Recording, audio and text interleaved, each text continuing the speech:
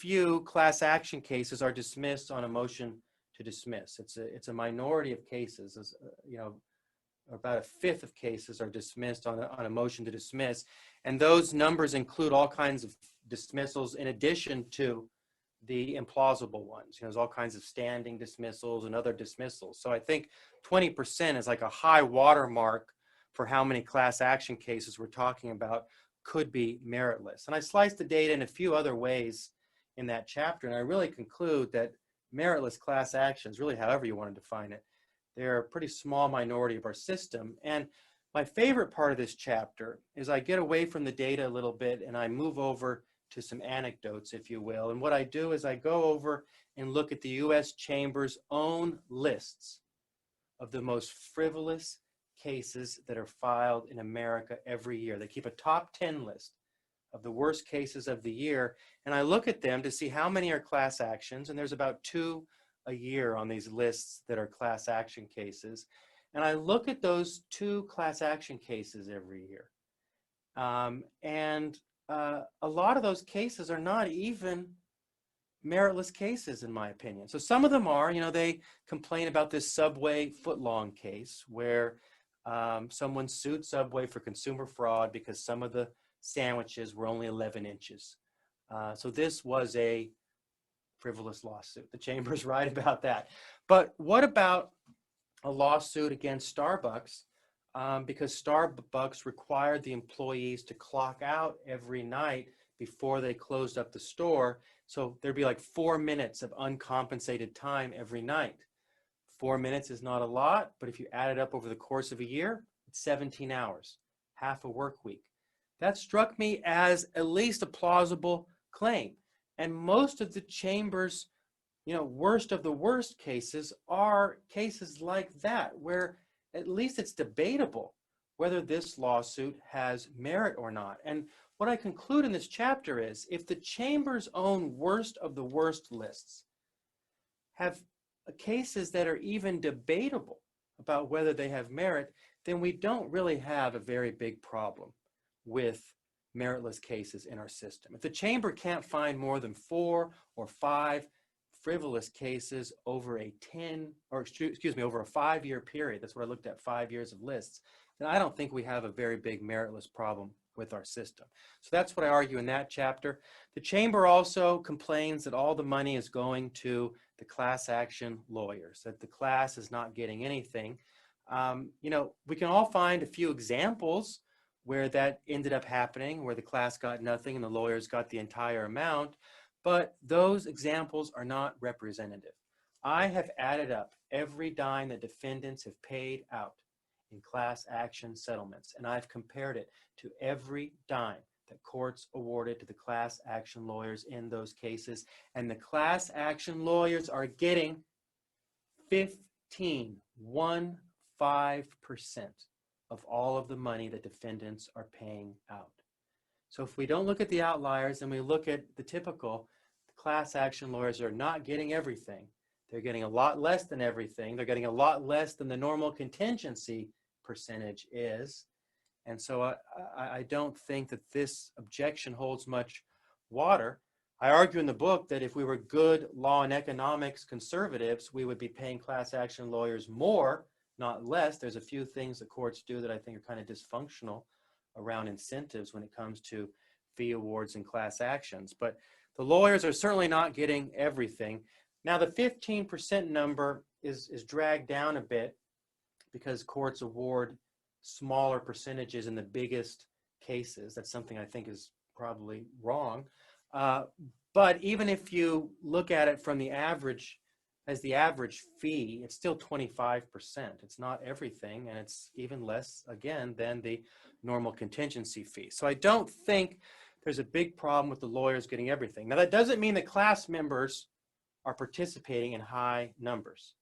The FTC has a good study out that said that the median claims rate in consumer class actions was only 9%. And so, class members are not participating in some class actions very often. That doesn't mean the other 91% of the money is going to the lawyers. We either divide up the money among the 9% that filed claims, or we give money to charity. We don't give it to the lawyers. But it is true that claims rates in some class actions are low. I think that's going to change in the future as we use Venmo and PayPal and things like that to distribute class action funds. But more importantly than that, I am not so concerned if we can't compensate well in small stakes class actions, because I think in a small stakes class action, the main point of the class action is not to compensate. It's not that important to give people their $50 back. What is important is deterrence. We want companies to know that if they take $50, they're going to have to pay it back. And that prevents them from taking the $50 to begin with. That is the best use of the class action. So I and a lot of other scholars have said, listen, deterrence alone is a justification for the class action, and we don't need to worry so much about these compensation rates. And the chamber comes in with their third point against that, which is that deterrence is simply a theory, they say. They say it's a theory that if you make people pay later, they're less inclined to do a bad thing earlier. They say there's no evidence that class actions deter misconduct. Well, I have two things to say to the chamber in this chapter. Number one, deterrence is a theory, but it's a conservative theory, and it's a very good conservative theory. It's been around for 50 years, and it started in the conservative law and economics movement, and it makes a lot of sense. If you make something more expensive for someone, they're going to do less of it. But more to the point, there are empirical studies that have measured the deterrent effect of class actions. I found 5 studies. I talk about them in the book. They're from different time periods. They're different contexts. One is antitrust, 4 are securities fraud. Each and every one of those studies has the exact same finding. As the threat of class action liability goes up, corporate misconduct goes down. Every single time the authors found that statistically significant effect. So it's not just a theory, it's also a good theory that has empirical evidence to support it. So I don't think the chamber's arguments hold water.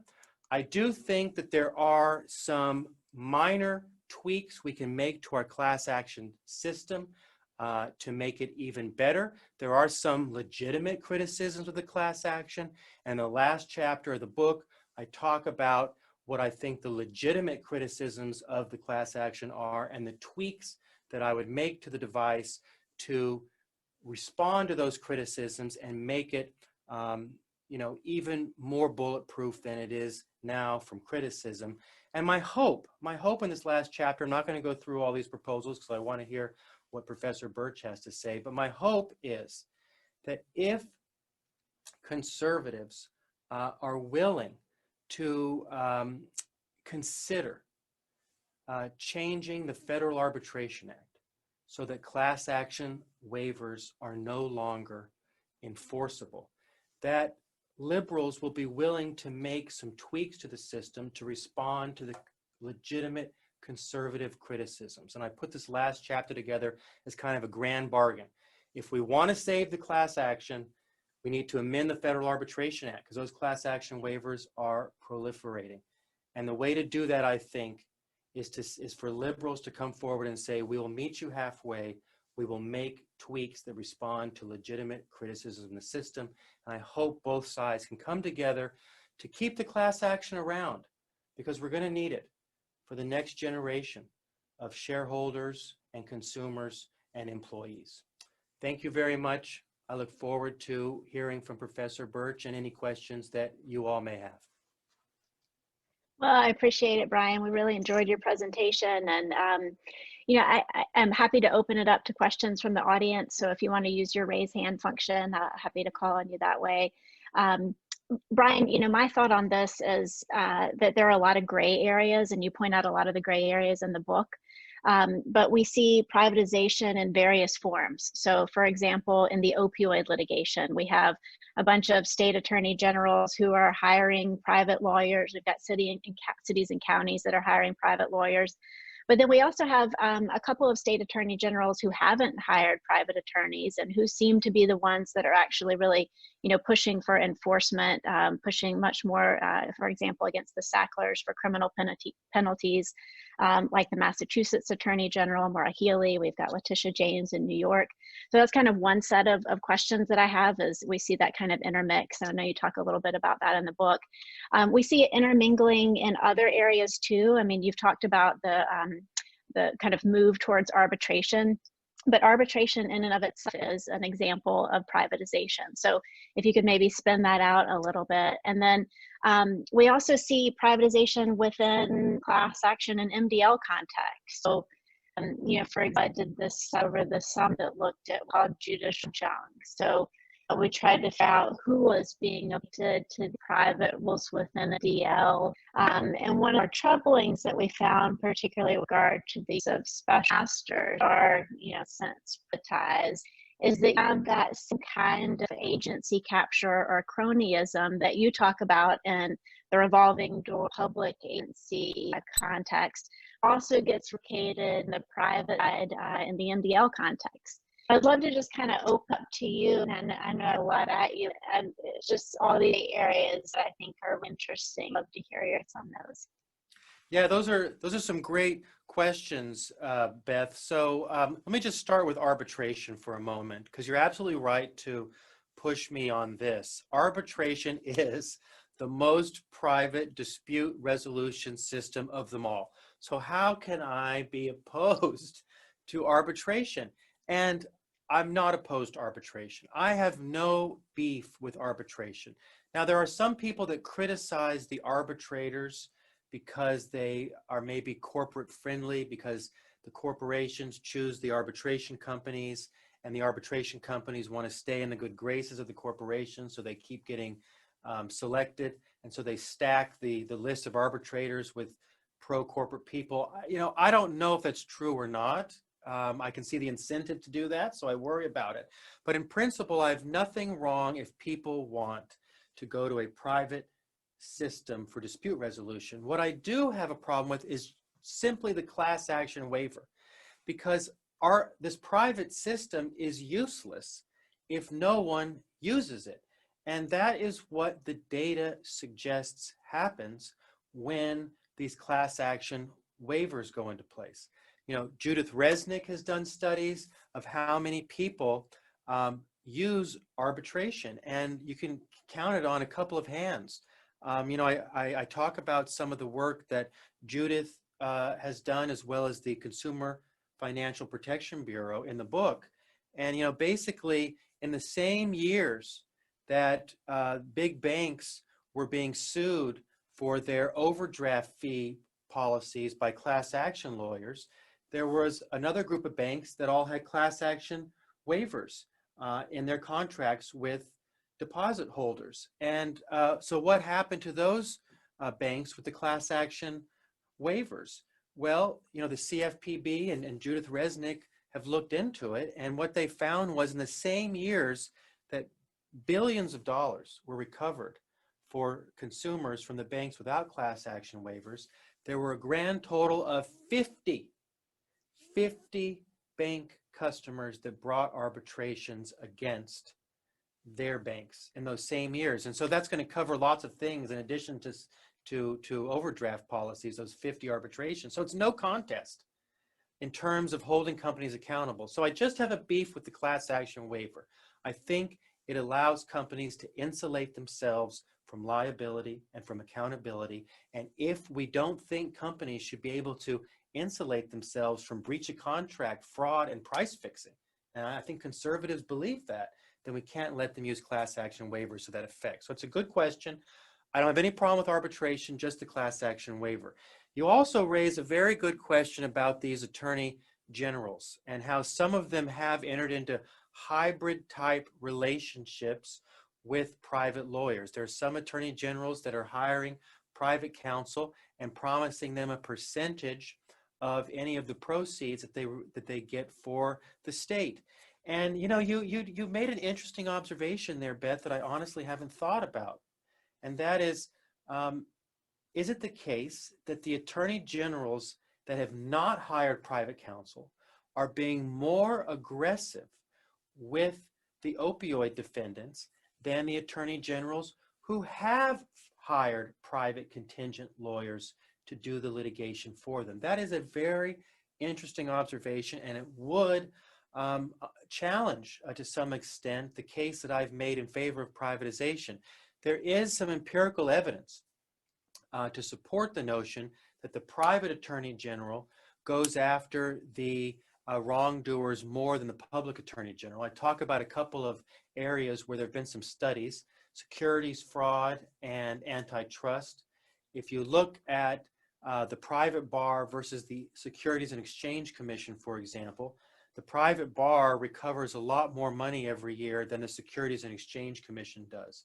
A lot of that's because the private bar has more resources and they go after more wrongdoers. But even when the private bar and the SEC go after the same people, the private bar recovers 4 times as much money as the SEC does. And so that was some of the data that I use in the book to demonstrate why I think the profit motive makes the private attorney general more effective than the government. But this example from the opioids that you give makes me question that to some extent, because I think you're right. I think the states that have been the least willing to settle have been the ones that have not employed private outside counsel. And so I need to look at that, because there may be something else going on. I mean, there is one, downside to relying on contingency fees to motivate lawyers. And that is, it's well known, if you look at the economics of the transaction, that a contingency fee will encourage a lawyer to settle more quickly than a client would want for less money than the client would want. And the reason for that is the lawyer has the burden of 100% of the work of not settling, of going forward. But the lawyer only collects a fraction of the benefit for settling, and for, strike that, fraction of the benefit of going forward the lawyer collects. The lawyer suffers the entire burden of going forward, and so that gives the lawyer an incentive to settle, even if it's for less money, if they can do it quickly. And so that may be an explanation for why the private lawyers are encouraging their attorney generals to settle when the purely public attorney generals are not. So I'm gonna have to look at that. That's a good counterexample there. And I've read your work on the special masters, and it's hard to disagree with it. The special master is kind of this quasi-private, quasi-public entity. And when we have those quasi-private and quasi-public entities, but they're being paid for by private parties, then we do have to worry about the capture and the incentives of the special master when they know where their money's coming from. One of the nice things, I think, and that's also, a criticism, as I said earlier, of the arbitration system. One of the nice things about the court system, especially the federal court system, is that we have independent federal judges adjudicating all of these class action lawsuits. Federal judges who are not paid by the parties, federal judges who have life tenure and don't have to worry about political repercussions of their decisions. I really think that this is the best way to combine public and private. Let's incentivize the lawyers with a profit motive to bring the cases, and then let's put it in front of a very talented, neutral adjudicator that is not going to be compromised by agency capture or campaign contributions. And so I do agree with you that when we use these special masters, we're really deviating from the independence of the federal judiciary and all the virtues that gives us for fair and honest adjudications in our system. And so I think you're right to criticize those. I still believe that federal judges are the gold standard for adjudication. And I think special masters and I think even arbitrators are probably a lesser experience, and they open up worries like capture, like incentives to rule in favor of the people who are hiring you that, I think we should be worried about. So I agree with you on really all of your points. Well, likewise, I agree with you on the good parts of class action litigation. I want to remind our participants we've got about 10 minutes left. If anybody wants to chime in, feel free to chime in or raise your hand, and I'm happy to recognize you either way. Um, you know, Brian, the other thing that I think a lot about when I read your book is, as we are clamping down on class action litigation, we obviously are starting to have spillovers into non-class centralization through multi-district litigation. And, multi-district litigation in terms of products liability tends to fall outside of your conservative categories of contract, fraud, or anti-competitive behavior. So I'm curious about what your stance is from a conservative standpoint on things like products liability, MDLs, and sales practice cases, for example. Yeah, no, I think that's a good question. And, I don't talk a lot in the book about tort liability because mass tort class actions have kind of been taken off the table by the U.S. Supreme Court in that Amchem decision, where they basically said, listen, if you have a physical injury, the chances that the common issues are going to predominate over the individual issues is very remote. And so tort liability is not a focus of the book because those cases have kind of been taken off the table as a legal matter. I do think that conservatives support tort rules, and so I should be clear about that. If we're talking about what kind of rules in the marketplaces do conservatives support, tort rules would be an example of those. And really, the reason why we need tort rules is a lot of times the parties are unable in tort to contract with one another, and so we have to have some way to allocate liability in those situations. And so I think, negligence rules of those sorts are rules that conservatives would support. Now, one question is should we do something about Amchem and start using class actions for these physical injury, mass tort kinds of cases? There is an example of, despite Amchem, the parties using a class action in one of these mass tort cases, the NFL concussion case. I was a little surprised that the courts went along with it, but they did. And so it does kind of open the question of whether we should reconsider Amchem. In the book, I am non-committal on what I think about big stakes class actions. The book is primarily a defense of small stakes class actions. With big stakes class actions, people could, by definition, sue on their own. And there's less of a reason then for the class action because, one of those 6 principles of privatization that I discussed points the other way when it comes to big stakes class actions, and that's the less centralization point.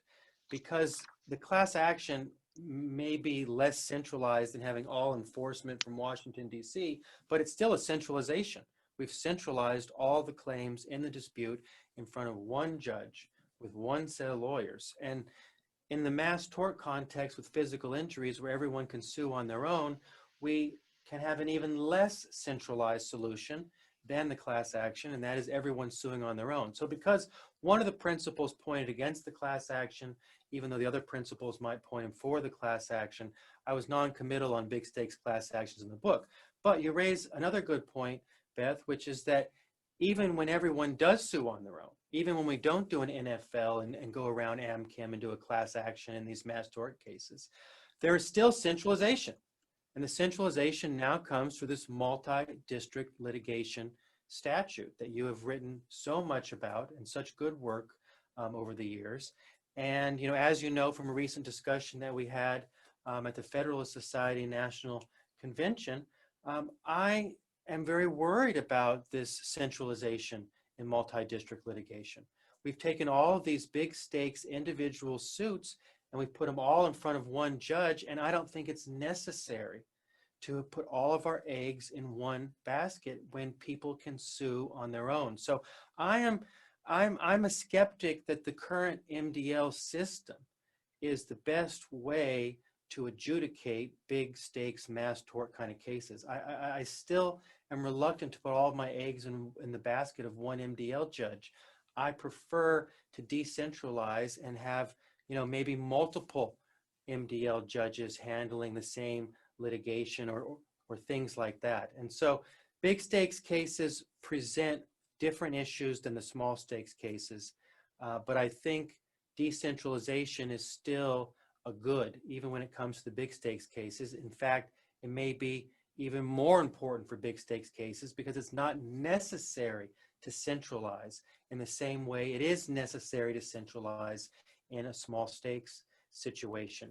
Now, I will say there aren't advantages. I don't mean to say there aren't advantages to centralization, even in big stakes cases. Obviously, we get efficiencies if we put all the cases in front of one judge, but we don't want to crucify ourselves on a cross of efficiency. There are other values that are important to our system besides simply the most efficient way to process the cases. And I think we're losing a lot of those values when we centralize everything in front of one judge when we don't have to. And I think that is a description of our current MDL system. Well, we've got Governor Barnes and Melissa. Governor, so would you want to say anything?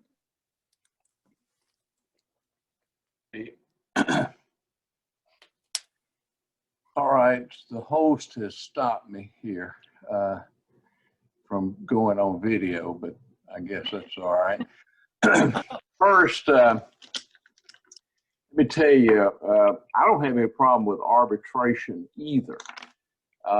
And however, not what I call the unequal bargaining power arbitration. And courts have gone nuts on this. I mean, 11th Circuit came out with a case not long ago that said that if there's an arbitration provision that was printed on a bag of fertilizer, that was binding on the person that bought the fertilizer. I mean, that's ridiculous. I will tell you this one little story, and then I'll hush about that, because Beth and I have talked about the problems in MDL, and I don't want to get started on that. But years ago, I had an old fellow boy that came down from North Georgia, and he bought a car, and bought a truck, and it was defective, of course. And there was an arbitration provision in the sale agreement. And so I demanded arbitration. We went under the consumer rules, the AAA, and we went and tried our case. He had his front teeth knocked out from a fight. I still remember him very well. And of course, the arbitrator ruled against him. And as we were leaving, he had an interesting observation. He said, Mr. Royce, says, let me ask you this. He said, how did we let them pick the judge? And it destroys the confidence in the judicial system when you have forced consumer arbitration. Arbitration between parties of fairly equal bargaining power, that's fine. But for whether you want to buy the truck, you either take it or leave it with an arbitration provision, I will tell you, destroys confidence in the judicial system. Notwithstanding the Supreme Court edicts in the three cases. And I will have to say this, Justice Scalia, his first provision was, I can't remember if it was Clarence Thomas or Scalia, didn't believe that the Federal Arbitration Act applied to state court proceedings. But now they say it does. And Georgia's got a good arbitration. For example, you can arbitrate, and it encourages it, but it has to be post-injury to arbitrate it. And now everything we see has an arbitration. When you go into the emergency room at Emory and you're hurting, and when you sign and says, I want to be admitted, you just agreed to an arbitration. Yeah, no, listen, I'm very sympathetic to those views. You're right about Clarence Thomas. He has said he doesn't think the Federal Arbitration Act is binding on state courts. I was waiting for lawyers to find a case from state courts to bring up to the Supreme Court to try to get a ruling from Clarence Thomas and the 4 liberals that said the FAA is not binding in state courts. There was one case out of California, it was called DirecTV, Yeah. where I thought that was going to be teed up, but it wasn't. The lawyers didn't try to get that precedent overturned, and so now with Amy Coney Barrett, we're probably stuck, and I think that is too bad. And listen, I'm worried for the same reason that Beth is worried about special masters having the incentive to serve their masters, the people that are paying them. I am worried about arbitrators favoring the people that write the contracts and write AAA into the contracts. The simple economic theory would say you're going to side with the people that are paying you or creating conditions for you to get paid. And that's what corporations are doing when they write the contracts that say AAA. AAA has an incentive to make sure the corporations stay happy. And I do worry about this. I've never seen any empirical data that suggests that arbitrators favor one side more than the other. I'd love to see some data on that, but as people know, it's hard to get data on what happens in arbitration because they're confidential. Let me just tell you one last thing, then I'm gonna hush because I know we're running over. But you know, the National Arbitration Federation that got crashed a few years ago because they found out they were ruling over 90% of the time with credit card companies. That credit card companies had increased. But I had a case in arbitration, and now you have to raise, as you know, unconscionability in the arbitration before the arbitrator. I had an arbitration that the arbitrator ruled that the provision on class action waiver was unconscionable. The president, the CEO, or the general counsel sent a letter to the arbitration company that I later got, and that arbitrator vacated her opinion. Wow. Ruled it was not. So when you start I'll dig it up. That's been about 20 years ago, but it is destroying the confidence of the public in the judicial system to know that a judicial system can be privately owned and operated and funded by the folks that they are suing, are making a claim against, and it's not good for the country. That's all I'll say. No, that's very interesting. Beth, out of curiosity, do you worry about arbitration in the same way you worry about special masters? I do, yeah. Craig, I don't mean to cut us off at one if others have questions, but I want to thank Brian and thank the Atlanta Bar Association and Craig for having us. It's been a great discussion. It's fun to hear you present your book instead of just reading it, although I enjoyed reading it as well. So Craig, I'll turn things over to you.